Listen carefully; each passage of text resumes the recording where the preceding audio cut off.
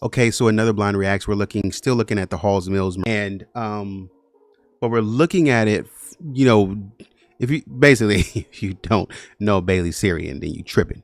Um, but I just want to kind of see it from a different perspective. You know, in the previous videos, we established that I thought it was the Reverend's wife because of the viciousness and the way that it was done, and I sort of hypothesized that, you know, we can expect to find that this was the Reverend's wife who committed these, and we can expect to find that number one, the Reverend went first, he got shot first, and then the wife, or Miss Mills, got hit second.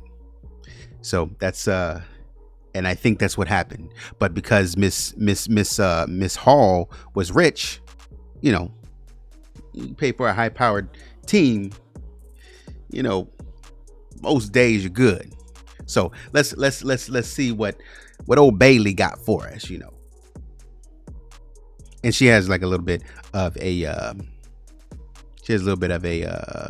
sponsorship too. Hi guys, how are you today? My name is Bailey Sarian, and today is Monday, which means it's Mystery and Makeup Monday. If you are new here, hi, my name is Bailey Sarian. You said that. And every Monday I sit down, I talk about a true crime story that's been heavy on my noggin. If you are interested in true crime and you like makeup, I would highly suggest you hit that subscribe button. I'm here for you every Monday. I also upload on Saturdays as well. It's not really even about the makeup. I'm just sitting down and doing my makeup to keep myself busy. But if you are ever curious as to what products I'm using, I do list everything down in the description box down below. That's where you can find that. There's always flies in here. Before we jump into today's story, today's video is sponsored by Audible. Let me tell you a little bit about Audible. There's no better place to listen than Audible, because now Audible members get even more exclusive audio fitness programs, audio books, Audible originals, and more. Audible has the largest selection of audiobooks on the planet, and they have Audible originals, which are exclusive audio titles created I ain't trying to hate on her getting that money. by celebrated storytellers. Every month, Audible members get 1 credit, good for any audiobook, plus 2 Audible originals. With Audible, you can go back and re-listen anytime, even if you cancel your membership. Don't like your audiobook? Well, guess what, baby? You can exchange it, no questions asked. I personally love Audible when I'm cleaning, when I'm doing anything driving. I've always got Audible going. And right now I've been listening to, I also listened to The Subtle Art of Not Giving a F Word. That was a good one. But now I've been listening to How to Stop Feeling Like S Word. I like curse words, don't I? I just like anything self-help. I'm always trying to better myself. Get your first audiobook for free plus 2 Audible originals when you try Audible for 30 days. Visit audible.com/BaileySarian or text Bailey Sarian to 500-500. That's right, baby. Visit audible.com/BaileySarian or text Bailey Sarian to 500-500. Big thank you to Audible for partnering with me on today's episode. And as far as today's story goes, I thought we could actually talk about a mystery that's been left unsolved. I didn't know she had holes in her shirt. I was like, what? I was looking at that. I was like, what is that? I don't really like doing unsolved stories because I'm the type of person where, like, I need that closure. I need to go to bed at night knowing, like, it's closed. So that's why I don't really dabble too much in unsolved stuff here. But I should include more. I should. But today we are going to talk about the Hall Mills mystery. Edward Hall was... It's like a mouse got a hold of her shirt. It's what mice do. They do stupid stuff like that. Born in 1881. Yeah, we're going back. 1881, baby. Oh, well, that's when he was born. Anyways, he was born. Middle-class parents in Brooklyn, New York. Now, when he grew up, he became a minister at a church in New York and in New Jersey before he accepted a position at St. John's in 1909. St. John's was located in New Brunswick, and at his new job, this is where he would meet his new wife, Frances Stevens. Frances Stevens, now let me tell you, she was born in 1874. Now, Frances was an heiress of the Johnson & Johnson surgical supply fortune. You know, that Johnson & Johnson money. Now, it's said that Frances and her 2 brothers, Henry and Willie, they were worth, like $2 million each. $2 million was like, woo, I'm rich. Because now it's like $2 million. That's not even going to pay for school. It's said that Frances was a homely woman, a homely looking woman, which I think it kind of made me laugh. It's sad because I feel like it always comes down to our looks. But back then, So New Brunswick, New Jersey to Brooklyn, it's probably about an hour right now. It's like when no traffic is about an hour. Came from money, you were expected to look like you came from money, And people would say that Frances, she just wasn't known for being beautiful. And See, I was trying when I was doing my my videos. I was trying not to say that, but that's what I'm saying. So we have a motivation for Minister, I think Hall, stepping out, because in the last videos, he was stepping out. It was known all over town that he was stepping out with different women, but he locked in on Miss Mills.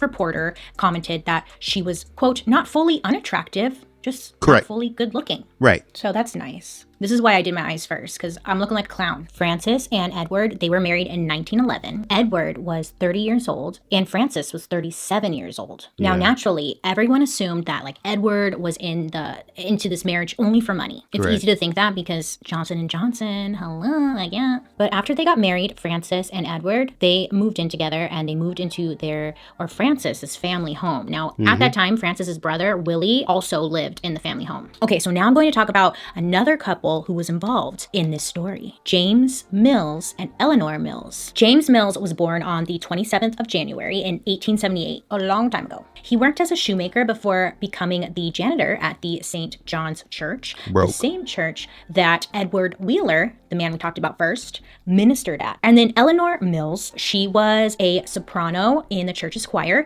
and she married James at the age of 15. Eleanor was a prominent member of the church ladies group. It's said that she spent her time in church activities. She would read romance novels. She was just always hanging around the church. Between the two of them, they had two children, Charlotte Mills, who was born in 1906, and Daniel Mills, who was born in 1910. So about that, my theory on that was, because I was wondering, it's like it had to be some interaction, like they had to, and my theory was she was hanging out around the church because like, hey, yo, pastor, we really love, my husband and I, we really love your messages. We love it. We're going to hang around the church a little bit more. And then she starts hanging out. And maybe at the end of one service or something like that, the pastor's like, hey, is everything okay? We're good, but I might need to talk to you later, is probably what she said, possibly. And then, she did actually have a chance. He was like, well, come by my office. And so she had a chance to come by, and they started spending more time together, and she started telling more about her story. And then they started kind of, complimenting each other from there. But according to Bailey's research, it was much easier than that. It was much easier, and it much more natural than that. She had the opportunity to do it because she was actually active at church. She was probably stay-home mom. So that made sense. I'm going to go up and volunteer at the church. Okay, makes sense. That's what she does all the time. So it's not wild that she might stay at the church at really crazy times. But when you get to stand up at the church too late, that's when we have a problem. Mills, they lived in a pretty run-down home. James only made about $35 a week, which wasn't cutting it for the family. Money was just tight, but they tried their best, and they made it work. They had to. They really had no choice. Now, this is when it gets juicy. Eleanor and Edward began having an affair. Remember, Edward is the minister. Eleanor works in the church choir and also part of the women's group. It's unknown when the affair officially started. It is said that in 1919, Edward would go see Eleanor daily. Both of their partners, Frances and James, would deny any knowledge as far as this alleged affair. They had no idea. But it seemed that everybody else knew. So not only the church, but it seemed like the entire town knew of the infidelity. Everyone was talking about it. Like it was just the town gossip. You know how that goes. Just one of those secrets everybody knew about. Does your town have one of those? It's weird how that happens, isn't it? On September 14th, 1922, both Frances Hall and James Mills, they would find that neither Edward nor Eleanor had returned home. Normally, they would come home around dinner time, 5, 6 p.m. Like, what are you doing? It's 2:30 in the morning now.